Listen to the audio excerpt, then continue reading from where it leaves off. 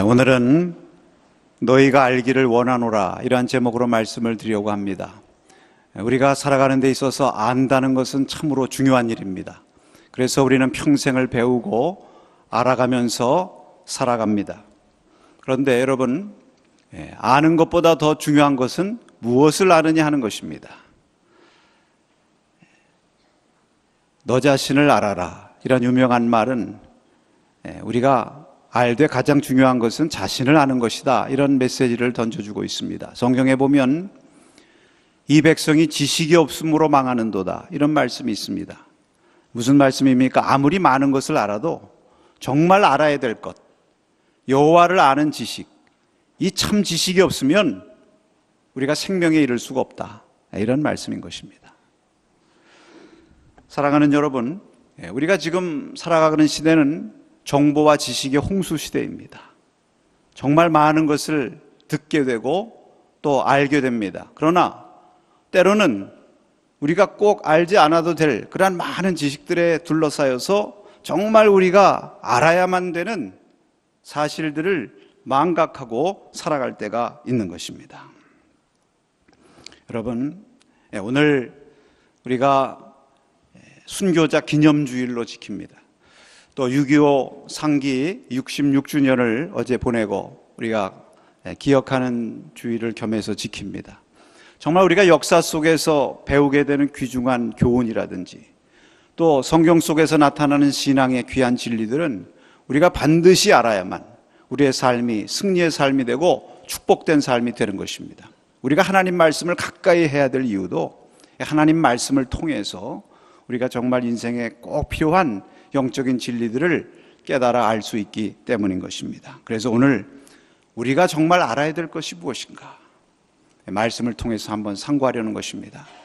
여러분, 오늘 본문 말씀에 보면 바울 사도께서 빌립보 성도들을 향해서 말씀하십니다.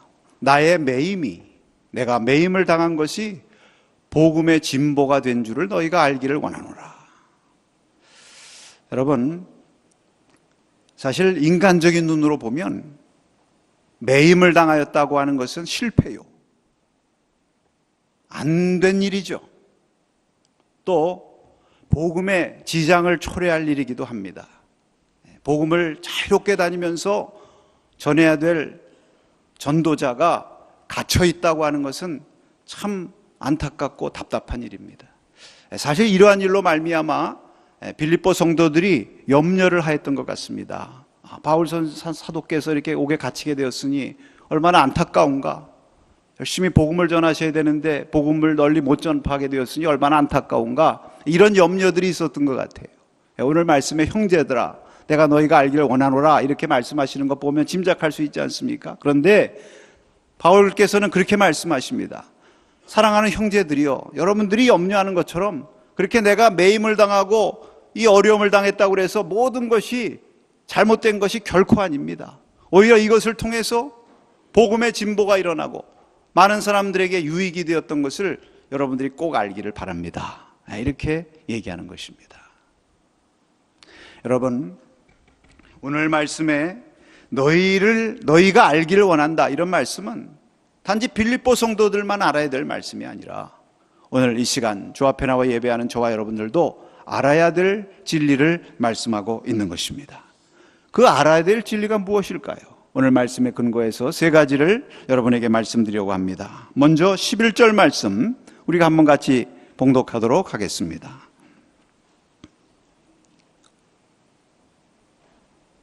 형제들아, 내가 당한 일이 도리어 복음 전파의 진전이 된 줄을 너희가 알기를 원하노라. 아멘. 네, 여기 말씀해 보면 이 당한 일, 내가 당한 일이란 말이 있고 진전이라고 하는 말이 있습니다. 이 두 말이 대비가 되어 있습니다. 여러분, 당한 일, 분명히 고통스럽고 안 좋은 일입니다. 억울한 일입니다. 괴로운 일입니다. 그러니까 당했다고 그러죠. 여러분, 우리가 인생을 살면서 이 당하면 얼마나 억울합니까? 이 당하는 것, 내가 원하지 않았는데 내가 당할 수밖에 없는 일들, 이런 것들이 참 우리를 힘들게 하는데 바울도 그러한 일을 당하는 거예요. 자, 여기 진전이라는 것은 무엇입니까? 좋은 얘기죠. 진보가 되었다. 여기 진전이라는 말의 원뜻은 어떤 군대가 행진하기 위해서 먼저 선발대를 보내서 정글이나 사막이나 험한 곳을 나무를 베고 길을 닦아서 새로운 길을 개척하는 것을 말합니다. 자, 여러분, 이 말씀이 무슨 말씀입니까? 바울이 분명 지금 옥에 갇힘을 당하고 매임을 당해서 힘들고 어려운 일을 당했는데 오히려 이것을 통해서 새롭게 복음의 문들을 열어놓는 계기가 되었다. 여러분, 이것을 일반적인 진리로 얘기하면 우리가 늘 하는 말씀입니다만 너무도 중요한, 꼭 우리가 알아야 될 진리입니다. 우리가 당하는 고통이나 어려움들이 사실은 우리가 하나님의 은총의 빛 가운데서 보면 이것이 우리에게 진보와 축복의 기회가 된다는 것입니다. 우리가 이것을 알아야 된다는 것이죠. 한쪽 문이 닫히면 하나님께서 다른 쪽 문을 열어주신다는 것을 너희는 반드시 알라. 이것을 우리에게 말씀해 주고 있는 것입니다. 그래서 바울은 여기서 분명히 얘기합니다. 한번 따라하겠습니다. 도리어. 여러분, 이 말의 핵심이죠. 도리어. 내가 매임을 당했지만 하나님께서 그것을 변하여 도리어 진보의 길로 이끌어 주셨다고 말씀하고 있는 것입니다. 여러분, 우리 믿음이라는 것이 무엇일까요? 믿음이라고 하는 것은 도리어라고 말할 수 있는 것이 믿음인 줄로 믿습니다. 내가 당한 것들을 통해서 도리어 하나님께서 복되게 하셨다, 이렇게 고백하는 것이 믿음입니다. 여러분, 바울의 신앙의 자세가 바로 여기에서 나타나는 거 아닙니까? 바울은 지금 갇혀있는 처지였지만 그 자기가 갇혀있는 처지에 대해서 그것을 설명하고 그 힘든 얘기를 하면서 탄식하는 것이 아니라 오히려 자기가 당한 이것을 통해서 하나님께서 어떻게 역사하셨는가, 어떻게 해서 하나님께서 이것을 변하여 도리어 복이 되게 하시고 진보가 되게 하시고 많은 사람의 유익이 되게 하셨는가, 하나님 나라 복음이 진전되는 문을 열게 하셨는가, 하나님의 살아계신 역사를 증거하고 있는 것입니다. 말로만 증거하는 것이 아니라 구체적으로 자신이 체험하고 발견한 사실을 여기 말씀하고 있는데 그 내용이 13절과 14절에 계속해서 이어지고 있는 것입니다. 여기 13절에 보면 나의 매임이 그리스도 안에서 모든 시위대안과 그 밖에 모든 사람에게 나타났다고 말씀했습니다. 나의 매임이 모든 사람에게 나타났다. 여러분, 이게 무슨 말씀이에요? 사도 바울의 이 매인 모습을 통해서 하나님의 살아계신 역사가 드러났다는 얘기입니다. 여러분, 바울이 왜 매였을까? 거기 시위대 안에 많은 군사들도 있고 거기 드나드는 많은 사람들도 있었을 것입니다. 바울이 그들에게 복음을 열심히 전했어요. 자기가 믿는 신앙에 대해서 전했을 것입니다. 그러나 바울이 전하기 전에 사람들이 궁금증을 가질 거 아니겠어요? 저 바울이라는 사람이 왜 여기까지 와서 여기에 이렇게 갇혀 있는가? 근데 가만히 들어보니까 그가 무슨 범법을 행한 것은 아니에요. 자기 잘못한 죄로 말미암아 갇혀 있는 것이 아닙니다.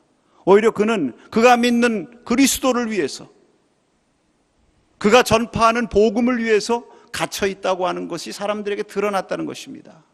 그러니까 여러분, 어떻게 생각하겠습니까? 그 도대체 그 그리스도라는 분이 어떤 분이시기 때문에, 그가 전하는 그 복음이라고 하는 것이 무엇이기 때문에 저가 이러한 고통 가운데서도 복음을 전하고 그가 믿는 주님께 대한 충성을 변함없이 갖고 있는가, 이런 것들이 드러나지 않겠습니까? 이것이 여러분 하나님의 역사인 줄로 믿습니다.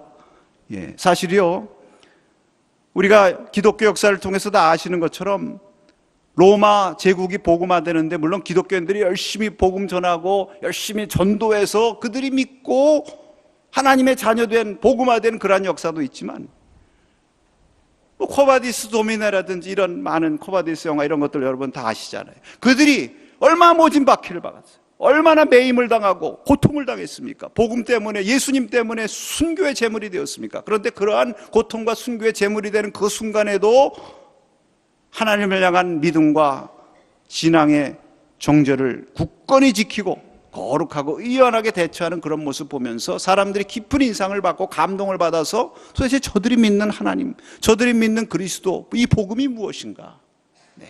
여러분, 이것이 로마 복음화의 큰 기폭이 되었다는 것을 역사는 우리에게 가르쳐주고 있는 것입니다. 하나님의 역사는 놀라운 거예요. 여러분, 오늘 14절 말씀에 계속해 보면 바울의 매인 것이 많은 형제들에게 주를 신뢰함으로 담대하게 복음을 전하는 기회가 되었다, 이렇게 말씀하고 있습니다. 바울의 매인 것이, 혹시라도 이것이 빌립보 성도들이 염려하는 것처럼 형제들, 믿음의 사람들에게 낙심의 요인이 될 수도 있어요. 여러분, 우리도 그런 시험을 받을 수가 있어요. 잘 믿는 분이 어려움을 당할 때, 아니 하나님 살아계시면 왜 저렇게 어려움을 당해? 또 열심히 헌신하고 충성한 분에게 괴로운 일이 생길 때, 아니 열심히 주를 위해 헌신하고 복음 열심히 전했는데 왜 저런 괴로움을 당할까? 이러한 시험이 들 수도 있는데, 하나님께서 그런 시험을 다 막아주시고 오히려 바울이 매임당하고 괴로운 것을 보고 그런 괴로움 가운데서도 더 주님을 신뢰하면서 주님 앞에 더 굳건히 충성하는 모습을 보면서 사람들이 감동을 받았다는 거예요. 성도들이 은혜와 도전을 받았다는 것입니다. 나도 어려운 가운데 있어도 더 주님 굳게 신뢰하고 더 주님 붙잡아야 되겠구나. 저 바울 사도께서 예수님 전하고 복음 전하기 위해서 저 고초를 겪고 있는데 내가 그 사도 바울의 목까지 나도 열심히 복음을 전해야 되겠구나. 하나님께서 얼마나 복음 전하는 것을 원하시는가. 오히려 더 거룩한 도전과 은혜를 받는 계기가 되었다는 것입니다. 여러분, 이것이 하나님의 역사가 아니고 무엇이겠습니까? 할렐루야. 우리가 살아가면서도요, 우리가 이러한 여러 가지 괴로운 일, 어려운 일들을 당하게 됩니다. 우리가 올바른 길을 가다가 때로는 손해를 보고 때로는 고난을 맞기도 하고, 또 뜻하지 않은 장애물에 걸려 넘어지거나 우리가 가려고 하는 길에 문이 닫히기도 하고, 또 어떤 때는 우리가 사랑하고 소중해 하는 것들을 잃어버리기도 하고, 뜻하지 않았던 환난과 역경을 당하기도 합니다. 여러분, 그러나 그럴 때에 우리 믿음의 사람들은 그러한 것들로 인해서 우리가 힘을 잃거나 그러한 일로 인해서 탄식하기보다는 도리어라고 하는 신앙을 가져야 될 줄로 믿습니다. 하나님께서 이 나의 매임 당한 것, 내가 괴로움 당한 것, 이것을 도리어 변하여 진보가 되게 하셨다. 무엇이 되게 하셨다고요? 진보. 여러분, 고통을 통해서 하나님께서 정말 진보가 되게 하세요. 어떤 분들 보면 고난과 어려움의 역경을 거치면서 오히려 주님을 더 가까이 만나고 믿음의 진보가 일어나는 것입니다. 뿐만 아니라 그 개인의 진보일 뿐만 아니라 이 고통과 괴로운 일을 통해서 다른 사람들에게까지 진보가 일어났잖아요. 다른 믿는 형제들이 주님을 더 가까이 모시고 더 열심히 전하는 그러한 일들이 일어났습니다. 여러분, 우리 이 땅의 역사에도 보면 많은 사람들이 고통과 희생과 헌신을 통해서 우리 모두에게 진보가 일어났어요. 이 나라 민족이 복음의 진보가 일어나고 이렇게 경제 사회적으로 진보가 일어나는데 얼마나 많은 사람들이 고통과 자신의 괴로운 일을 당했습니까? 그러나 그러한 일을 통해서 진보가 일어나는 이러한 하나님의 놀라운 역사들을 보면서 하나님께서 우리에게 주시는 축복을 다시 한번 깨닫고 믿음에 굳게 서야 될 줄로 믿습니다. 여러분, 우리가 출산의 고통이라는 말을 하는데 고통이 있어야만 출산, 새로운 창조가 일어나는 것입니다. 이 바울이 매임을 당한 것을 통해서 복음의 진보가 일어났다고 오히려 하나님을 찬송한 것처럼 우리의 삶 가운데도 고통을 통해서 새로운 역사를 창조하시는 하나님의 놀라운 은총을 여러분 바라보시면서 오히려 고난 가운데 새로운 문을 열게 하시는 하나님의 거룩하신 약속을 붙잡고 승리하시는 축복의 성도가 되시기를 축원합니다. 둘째로 14절의 말씀을 한번 같이 상고하도록 하겠습니다. 형제 중 다수가 나의 매임으로 말미암아 주 안에서 신뢰함으로 겁없이 하나님의 말씀을 더욱 담대히 전하게 되었느니라. 여러분, 여기서 우리에게 알라고 하시는 중요한 말씀이 여기 담겨 있는데, 여기 가만히 보면 이 다수라는 말이 있고 나의 매임, 나라는 말이 있어요. 나라는 것은 바울 한 사람을 말하는 것입니다. 바울 한 사람이 매임으로 말미암아 형제, 믿는 사람들 다수가 주님을 신뢰하고 더 복음을 담대히 전하게 되었다는 거예요. 무슨 말씀입니까? 한 사람의 희생과 헌신이 많은 사람들에게 유익과 축복을 준다. 이것을 알라고 하는 것입니다. 한 사람의 선봉적인 행위, 한 사람의 솔선수범하는 행위가 많은 사람들을 생명의 길로 이끄는 것입니다. 위대한 역사라는 것은 많은 사람을 통해서 일어나는 것이 아니에요. 한 사람이 바로 설 때에 이것을 통해서 많은 사람들에게 역사가 일어나는 것이 아니겠습니까? 바울이 믿음에 굳건히 서서 옥중에서도 의연한 모습을 보이니까 다른 사람들, 많은 성도들의 믿음도 굳건해진 거예요. 그 매여 있는데도 이 한 사람 바울이 열심히 그 가운데서도 복음을 전하고 열심히 증거하니까 많은 사람들이 우리도 더 열심히 복음 전해야 되겠다 하는 그러한 도전과 은총을 받았으니 얼마나 귀한 것입니까? 우리의 삶이 다 그렇습니다. 여러분, 로마서 5장 19절에 보면 이런 말씀이 있습니다. 우리 한번 같이 읽겠습니다.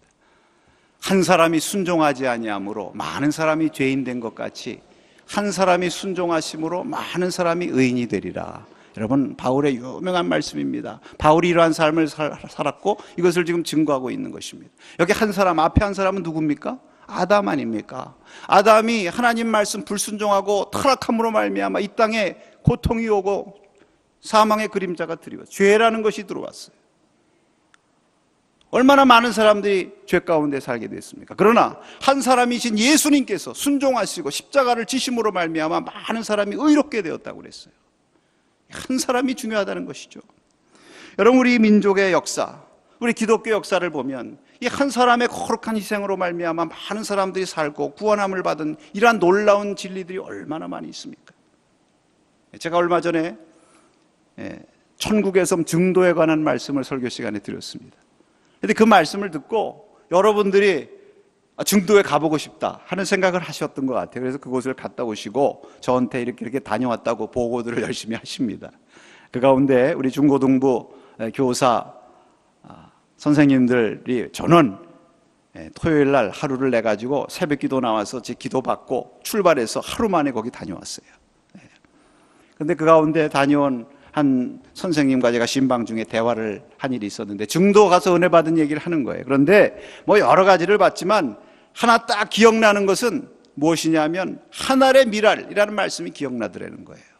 그 문중영 전도사님, 그분의 그 한 사람의 그 희생과 헌신으로 말미암아 그 순교의 피로 말미암아 그 주위에 100여 개의 교회가 세워지고 온 90% 이상이 복음화됐다니까 거의 다 믿는 거 아니겠습니까? 이런 놀라운 열매가 이루어지는 것을 보면서 이 말씀이 정말 귀하구나, 정말 한 사람의 헌신이 귀하구나. 그 문중경 전도사님의 그 선교비에 가서 보면 그 밑에 기록되어 있는 말씀이 요한복음 12장 24절, 내가 진실로 너에게로는 한 알의 미랄이 땅에 떨어져 죽지 않고 그대로 있으면 아무 열매도 없지만 죽으면 많은 열매를 맺느니라. 이 말씀이 거기 기록되어 있대요. 유교를 상기하니까 제가 한번 어디서 들은 얘기를 좀 하겠습니다.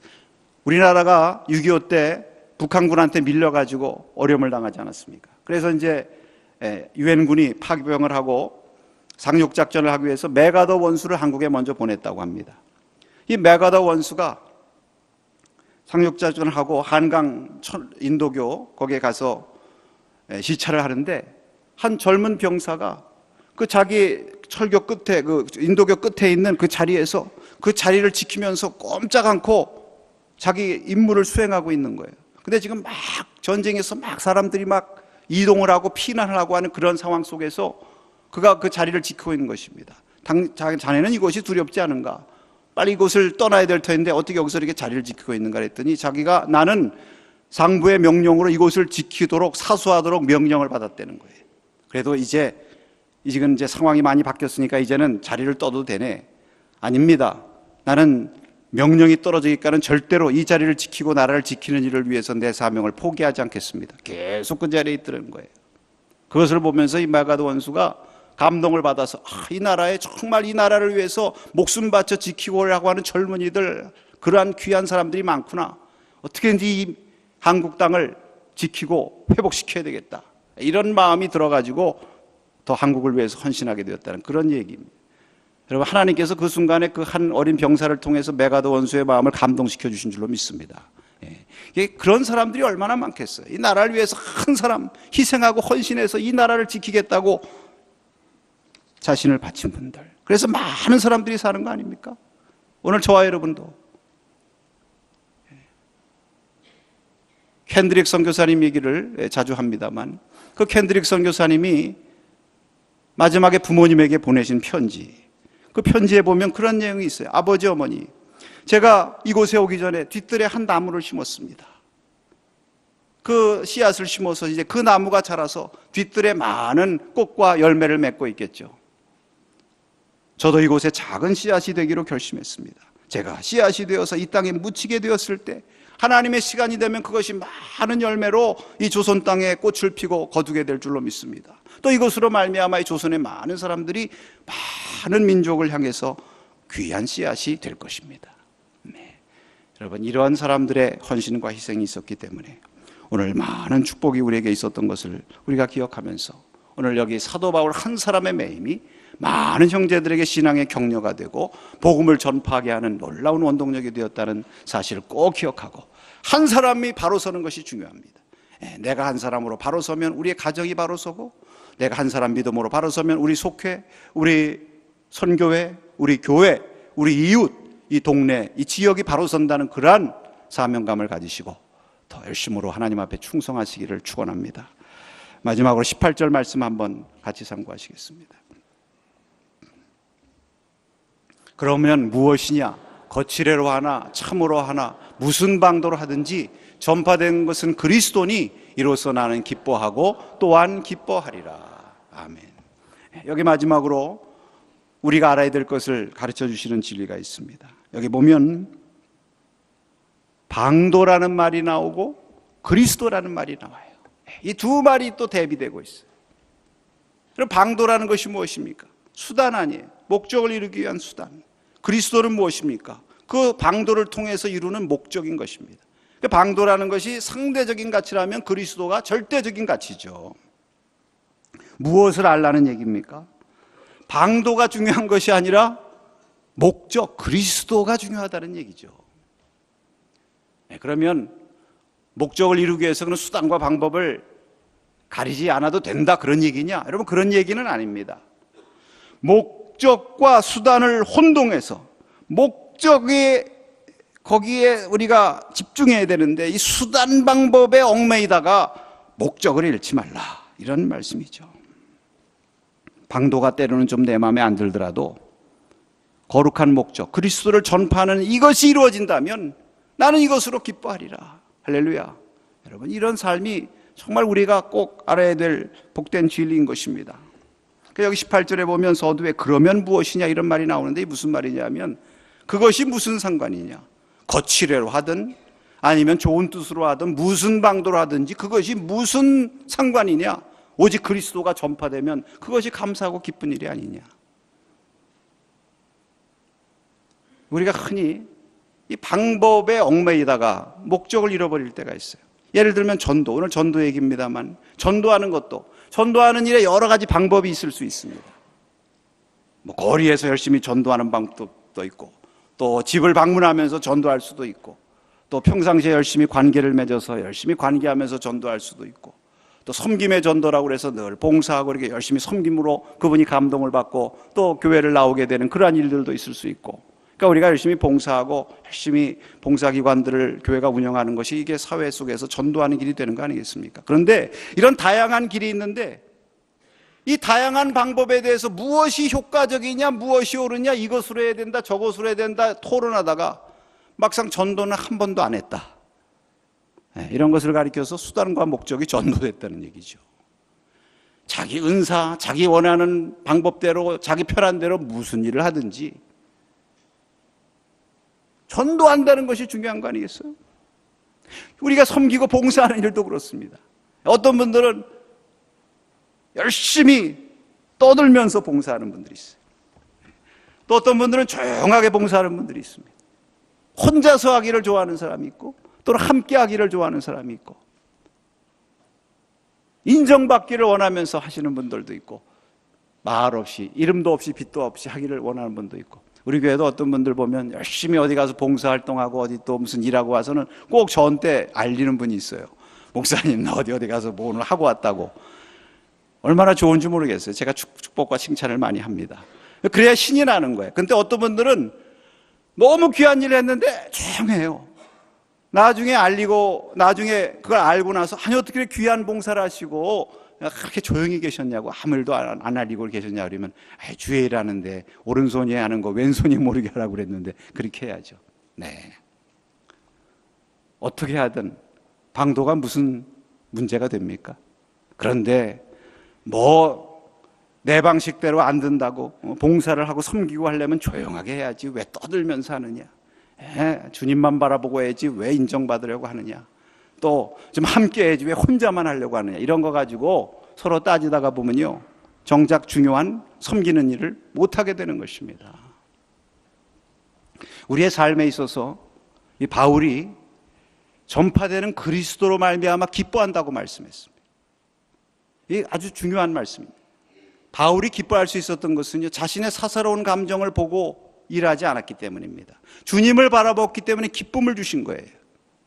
사실 여기 뒤에 15절서부터 보면 바울이 옥에 갇힌 이때를 통해서 열심히 복음을 전파했는데 사람들이 두 가지 부류의 사람들이 있었어요. 한 사람은 정말 선한 뜻대로 이 바울 사도께서 어려움을 겪으니까 내가 바울 사도의 몫이라도 감당해야지 하면서 열심히 복음을 전한 사람들이 있었는가 하면, 또 어떤 사람들은 투기와 이 분쟁으로 했다고 그랬어요. 다툼으로.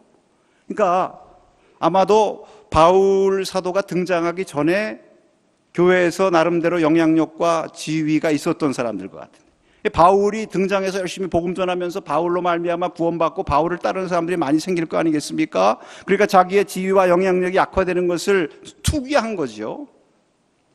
영화 성경에 보니까 개인적인 야심으로 전도했다고 그랬어요. 바울이 옥에 갇히는 길이 오래 계속되니까 바울의 영향력이 수족이 묶인 이때를 틈타서 내가 열심히 전해가지고, 그래도 여러분 누가 전해주면 그 전해준 사람을 통해서 믿으면 그 사람 쫓아가게 돼 있잖아요. 네, 그렇잖아요. 그러니까 이 영향력이나 지위를 좀 확대해야 되겠다, 이런 식으로 전도한 사람들이 있었던 것 같습니다. 사실 동기가 사도 바울이 볼 때 사사로운 감정으로 보면 화가 날 일이죠.